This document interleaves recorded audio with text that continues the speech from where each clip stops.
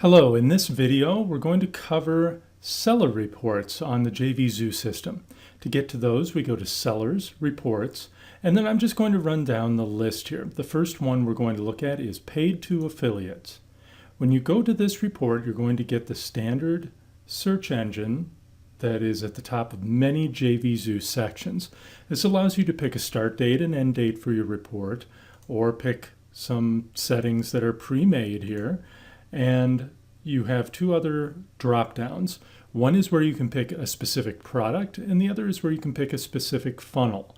This allows you to select a specific product or a specific sales funnel if you're trying to find out how much you paid out to all of your affiliates on that promotion. There is an important checkbox here. This allows you to exclude JVZoo from the results. Now, most of the time you'll see JVZoo sales indicated as BBC systems in your sales reports. This will exclude BBC sales and only show the actual affiliates. Now, if you pick a specific date, for example, if I pull down this menu and pick all time, the report will update and will show me all of the payouts I've had to all affiliates.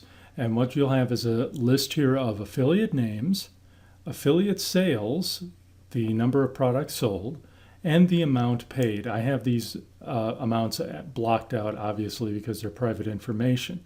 I will note that BBC Systems is one of the affiliates at the top of the list here. If I click to exclude them and then click the search, it will update and remove them from the list and from all of the totals. Now, if I were to select a specific funnel or a specific product, we would get the same report with just the information for that product or funnel. Pretty self-explanatory from there on out. The next report we're going to cover is sales. This is the report that you're going to be looking at the most. When you click to your sales report, it will automatically come up with today's date and all of the sales for today, actually all of the visitors and sales. If you have visitors but no sales, you will still get a report. You'll find out who the affiliate was that sent each click, what product the click was sent to, the number of visitors, the number of sales generated, the conversion rate, which is the number of sales divided by the number of visitors, which will give you a percentage, the percent of visitors that actually turned into buyers. We get dollars per visitor. And what that does is it takes the total amount of the sale times the number of sales and then divides that by the number of visitors. This is also referred to as EPC, earnings per customer. So conversions and dollars per visitor are two very important statistics to show how well your sales material or your affiliates are doing. Dollars per sale simply takes the total dollars sold for that product and divides by the number of sales. What this tells you is if your product is selling for different amounts, here's the dollar per sale. Also, the green bar at the top is the totals. So this is your total dollars per sale across all of your product sales, and the earnings per visitor across all of your product sales, and the conversion rate across all of your product sales. Then we, of course, have a total at the end, which shows the total dollars sold. You can pick a number of things off of the list here to narrow things down. You can pick pre-made dates, or you can set your own start and end date and click refresh, and it will update. If you use tracking IDs, the TID equals additional variable on the end of your URLs, then you can search for the tracking ID here as well, and it will narrow out those sales. All of the column tops as shown are links, so you can sort by those, so you can have highest or lowest sales first, highest or lowest conversions, etc. There is a button right here which will allow you to export these results as a CSV file. This is a text file which is comma separated. That's what the CSV stands for, comma separated values. This file can be imported into Excel or used in a number of other ways to look at your sales data. Now, moving along to the next report, we have pre-approvals. Pre-approvals are recurring payment products like membership sites. You can search for your pre-approvals and also get a forecast of how much it's forecasted you will make based on your history.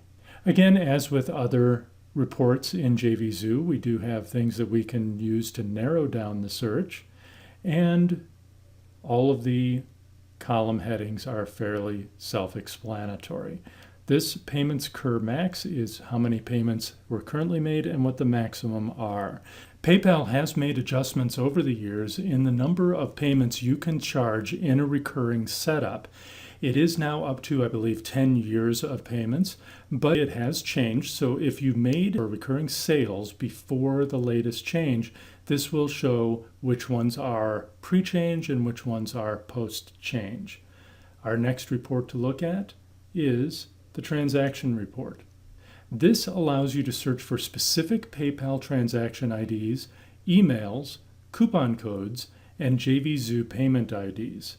For example, I'll put one of my JVZoo payment IDs in here. This is the receipt number from one of the sales that I've made. When we search for that, it brings up a detailed receipt showing the transaction ID, when the sale was made, the date and time, the product name, the price that was paid, who the affiliate was, who the purchaser was, the purchaser's IP address, the purchaser's PayPal email, the status of the sale, whether it was completed or refunded, and then a very important and useful piece of data down here, the download history.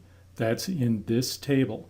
This shows the date and time that the person actually clicked their link on the JVZoo receipt to get through to your download area.